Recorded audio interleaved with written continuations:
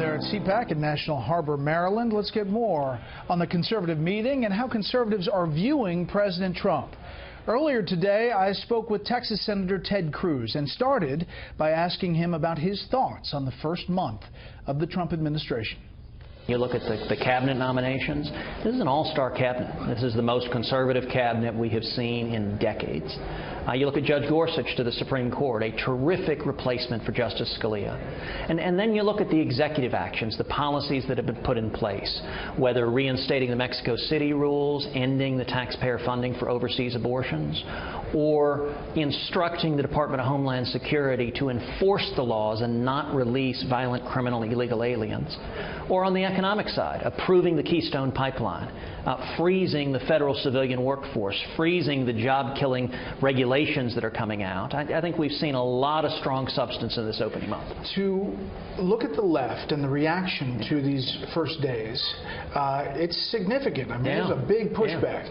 Here's what Keith Ellison, one of the key possibilities for DNC head, said at a debate last night. Donald Trump has already done a number of things which legitimately raised the question of impeachment. On day one, he was in violation of the Emoluments Clause. This is a part of the Constitution that says, as the president, you can't get payments from a foreign power. The day people checked into his hotel and started paying him, who were foreign dignitaries, he was in violation of that law. It is about the integrity of the presidency. So what do you say to that? Well, I think a lot of Washington Democrats are out of their minds. They are in a state of denial, and they're in a state of rage. They're really angry. They're angry not at Republicans, not even at Trump.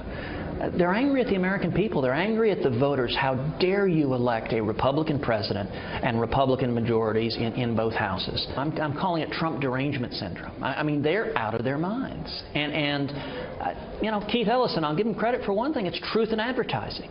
The Democrats, the lesson they took from this election is they think Hillary was too moderate, and their party is galloping in the direction of Bernie Sanders and Elizabeth Warren. And unfortunately, I think we're going to see more of that rather than less. But on the substance of his argument, you're a constitutionalist. Are you concerned at all about business ties and the Emoluments Clause? Listen, I think those are reasonable questions for people to raise, and they should be examined and looked at. There's always a role for Congress to hold any president accountable, and that should be true Republican or Democrat. But the Democrats are not in the mode of raising reasonable questions. They are in the mode of losing their minds, of screaming. It's not showing respect for the democratic process. It's not showing respect for the voters. I think that's unfortunate. You obviously said some tough things about candidate Donald Trump. He said some tough things about you. I'm not going to play you a soundbite of all the things because it was I remember. Yes, it was the campaign. Have you talked to President Trump? Oh, sure. I've talked to the president many, many times since the election. And what I expressed to him is I said, this is an historic opportunity. We got to deliver. And I told him I want to do everything I can to roll up my sleeves and go to work helping lead the fight to accomplish what we promised the voters. I believe this year we are poised for this to be the most productive Congress in decades. And if we deliver on our promises, we're going to repeal Obamacare, finally. And replace it. And replace it. We're going to replace it with patient-centered health care reform that puts you in charge of your health care with your doctor without government getting in the way, that will see lower costs and more choices and more ability to control your own health care. And on top of that, this year I believe we're going to confirm Judge Gorsuch a strong constitutionalist to the Supreme Court, and we're going to pass fundamental tax reform. I hope a simple flat tax and abolish the IRS. And if we do all of that, 2017 will be an historically year to unleash economic growth. Well, let's talk some specifics. On tax reform specifically, there seem to be some big hurdles. It's obviously going to be rolled out in coming weeks. But are you for this border adjustment, which is a tax on imports coming from other countries? I think the details of tax reform are going to be worked out in the course of this year. Right now, we're in the middle of Obamacare repeal. Tax reform is likely to happen this summer or this fall. And there are different approaches. I think we're going to get it done. Even though there's a split and Republicans on some of these big issues. Sure, and we're going to debate and arrive on the best solutions. I'll tell you what I am urging President Trump and what I'm urging Republicans in both houses. It is be bold and be simple. That if we're going to do tax reform, and I believe we are, don't do something small and incremental, just nibbling around the edges. Do something big and meaningful that unleashes the economy, that creates millions of new jobs. We're approaching another fiscal cliff here. Debt ceiling increase March 15th. You obviously have a history with the debt ceiling fight. What about this upcoming debt ceiling increase?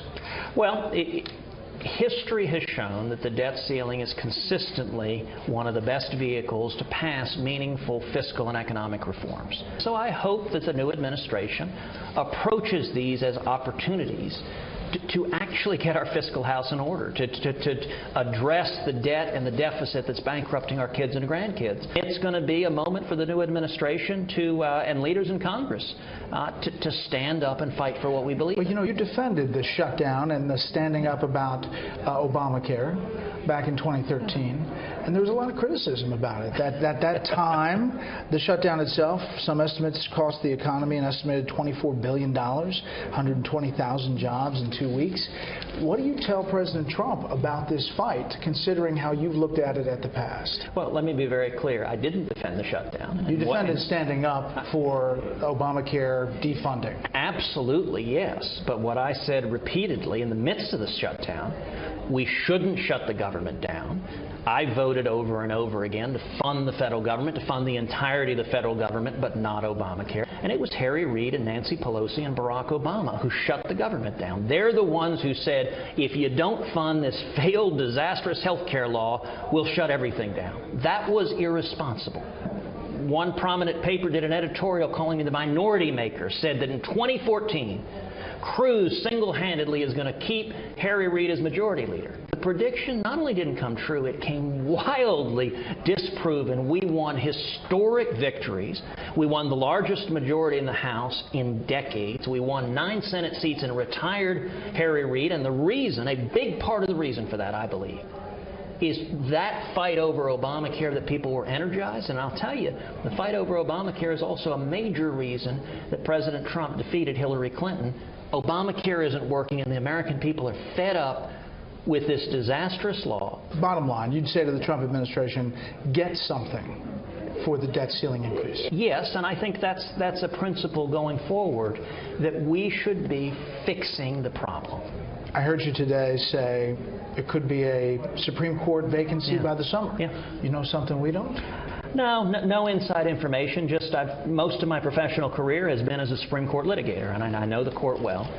I think the odds are very good we'll see a vacancy this summer, if not this summer, next summer. But I think we're going to. I think we're going to see another vacancy. You know, justices don't like it when people kind of nudge them out, so they'll go when they decide to go. The next vacancy, which is going to be the opportunity to shift the course of this court, to put a 5-justice majority of constitutionalists on the court, that's going to be Armageddon. And we need to be prepared to make the case to the American people. You want to be considered? You know, I am very happy in the Senate. It's a real privilege to represent 27 million Texans.